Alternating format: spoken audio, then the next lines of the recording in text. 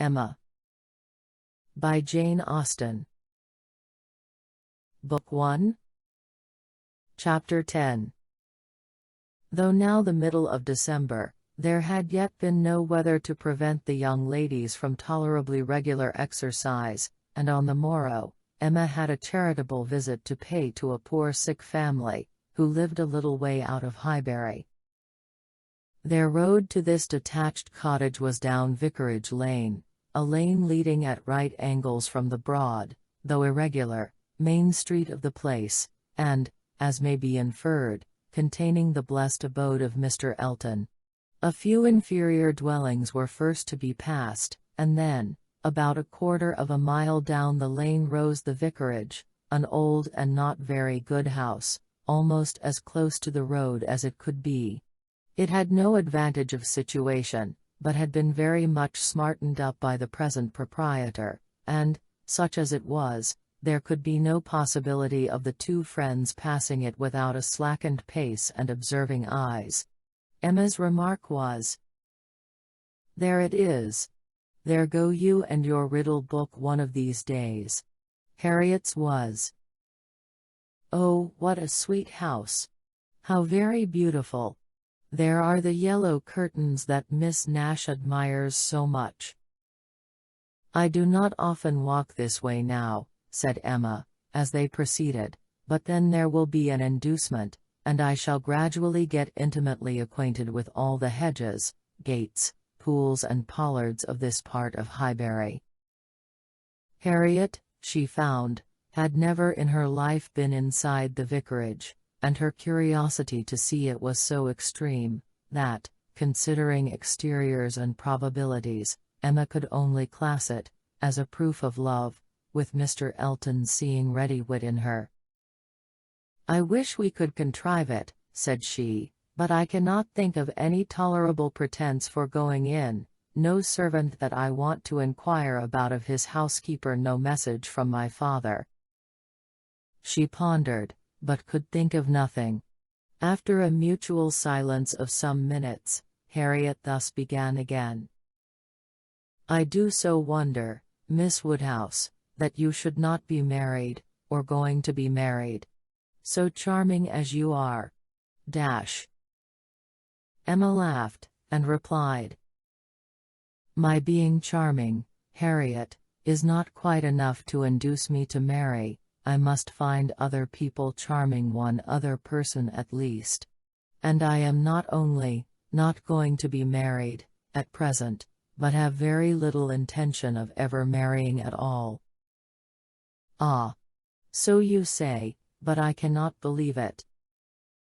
I must see somebody very superior to anyone I have seen yet, to be tempted. Mr. Elton, you know, recollecting herself, is out of the question, and I do not wish to see any such person. I would rather not be tempted. I cannot really change for the better. If I were to marry, I must expect to repent it. Dear me! It is so odd to hear a woman talk so. Dash. I have none of the usual inducements of women to marry. Were I to fall in love, indeed, it would be a different thing. But I never have been in love, it is not my way, or my nature, and I do not think I ever shall. And, without love, I am sure I should be a fool to change such a situation as mine.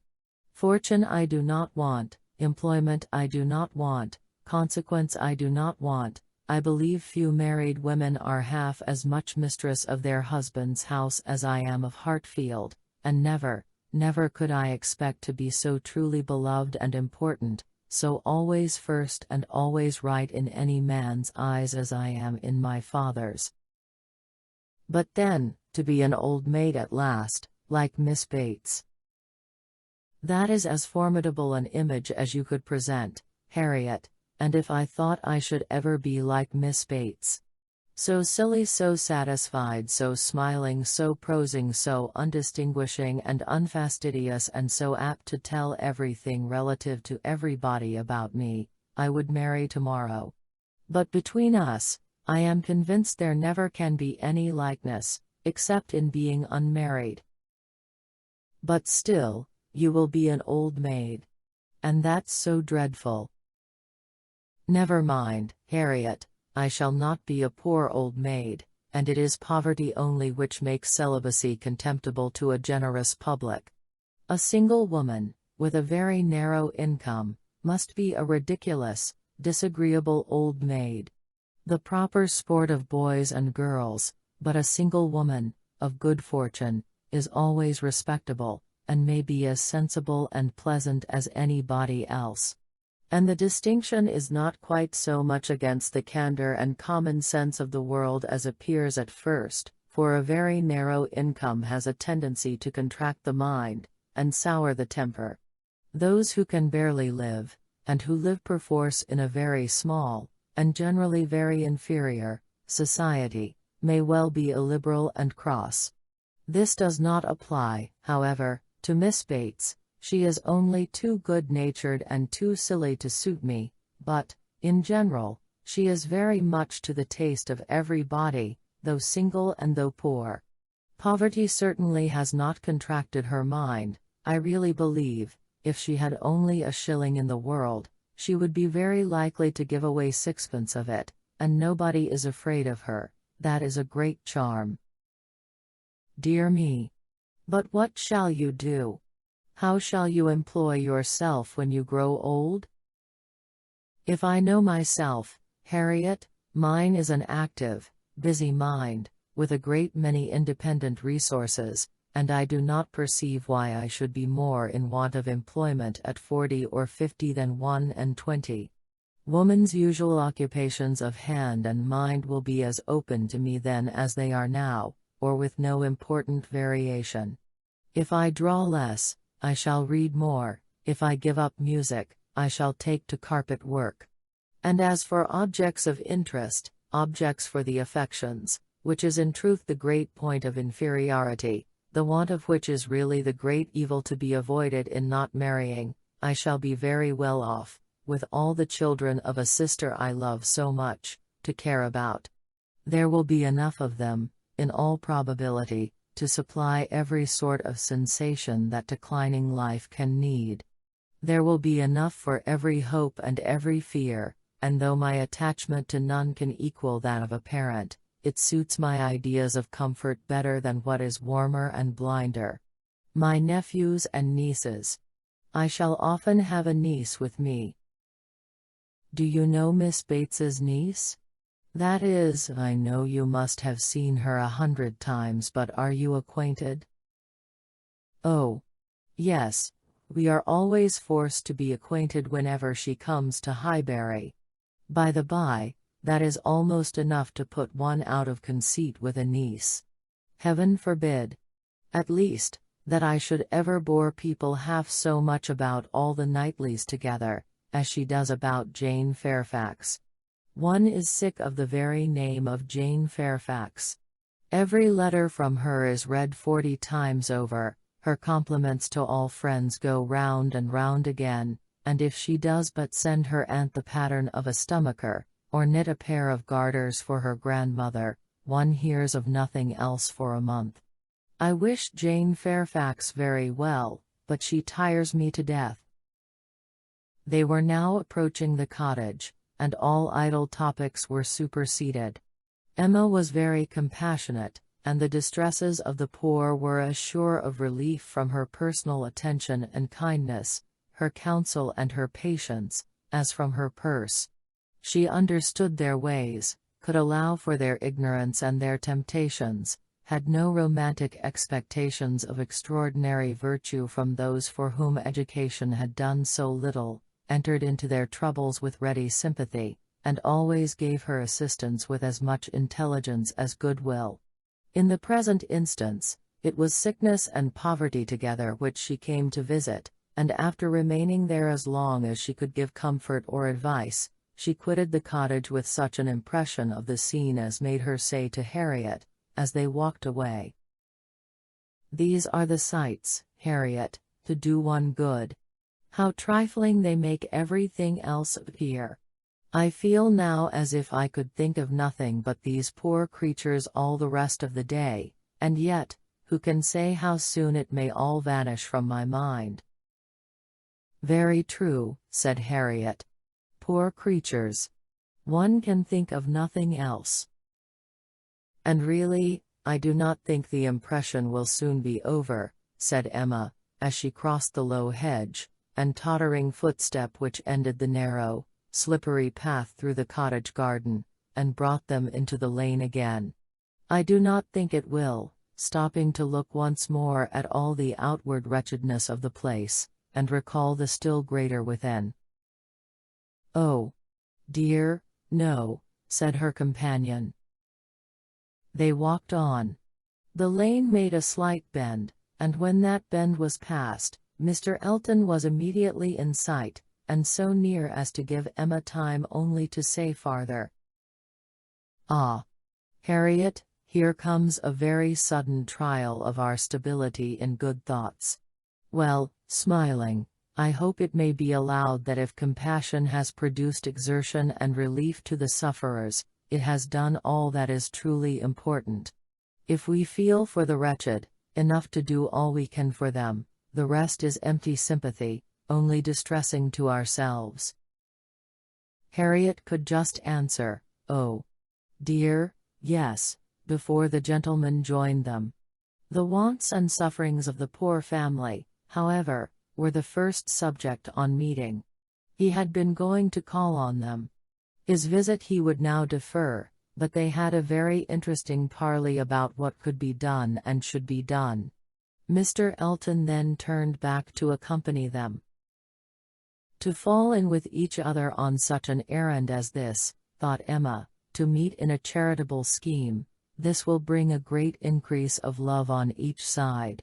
I should not wonder if it were to bring on the Declaration. It must, if I were not here. I wish I were anywhere else." Anxious to separate herself from them as far as she could, she soon afterwards took possession of a narrow footpath, a little raised on one side of the lane, leaving them together in the main road. But she had not been there 2 minutes when she found that Harriet's habits of dependence and imitation were bringing her up too, and that, in short, they would both be soon after her. This would not do. She immediately stopped, under pretense of having some alteration to make in the lacing of her half-boot, and stooping down in complete occupation of the footpath, begged them to have the goodness to walk on, and she would follow in half a minute.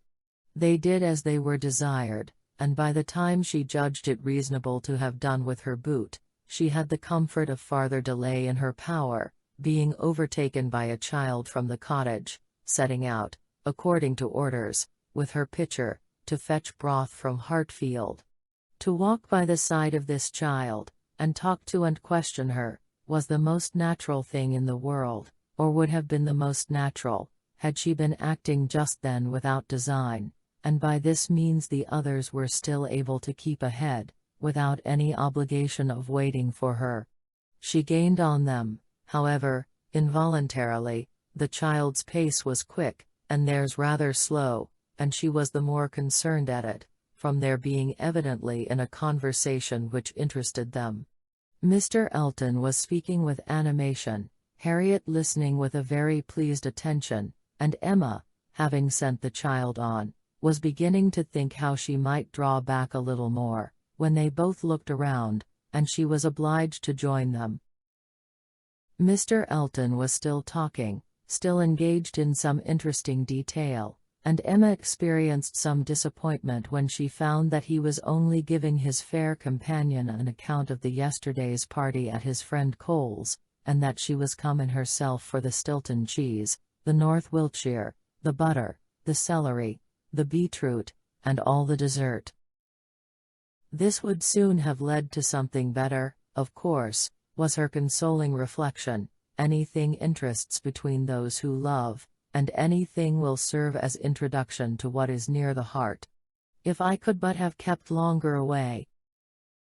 They now walked on together quietly, till within view of the vicarage pales, when a sudden resolution, of at least getting Harriet into the house, made her again find something very much amiss about her boot, and fall behind to arrange it once more. She then broke the lace off short, and dexterously throwing it into a ditch, was presently obliged to entreat them to stop, and acknowledged her inability to put herself to rights so as to be able to walk home in tolerable comfort. "Part of my lace is gone," said she, "and I do not know how I am to contrive. I really am a most troublesome companion to you both, but I hope I am not often so ill-equipped. Mr. Elton, I must beg leave to stop at your house, and ask your housekeeper for a bit of riband or string, or anything just to keep my boot on." Mr. Elton looked all happiness at this proposition, and nothing could exceed his alertness and attention in conducting them into his house and endeavoring to make everything appear to advantage. The room they were taken into was the one he chiefly occupied, and looking forwards, behind it was another with which it immediately communicated. The door between them was open, and Emma passed into it with the housekeeper to receive her assistance in the most comfortable manner. She was obliged to leave the door ajar as she found it, but she fully intended that Mr. Elton should close it. It was not closed, however, it still remained ajar, but by engaging the housekeeper in incessant conversation, she hoped to make it practicable for him to choose his own subject in the adjoining room. For 10 minutes she could hear nothing but herself. It could be protracted no longer. She was then obliged to be finished, and make her appearance. The lovers were standing together at one of the windows. It had a most favorable aspect, and, for half a minute, Emma felt the glory of having schemed successfully. But it would not do, he had not come to the point. He had been most agreeable, most delightful. He had told Harriet that he had seen them go by, and had purposely followed them. Other little gallantries and allusions had been dropped, but nothing serious. "Cautious, very cautious," thought Emma, "he advances inch by inch, and will hazard nothing till he believes himself secure." Still, however, though everything had not been accomplished by her ingenious device, she could not but flatter herself that it had been the occasion of much present enjoyment to both, and must be leading them forward to the great event.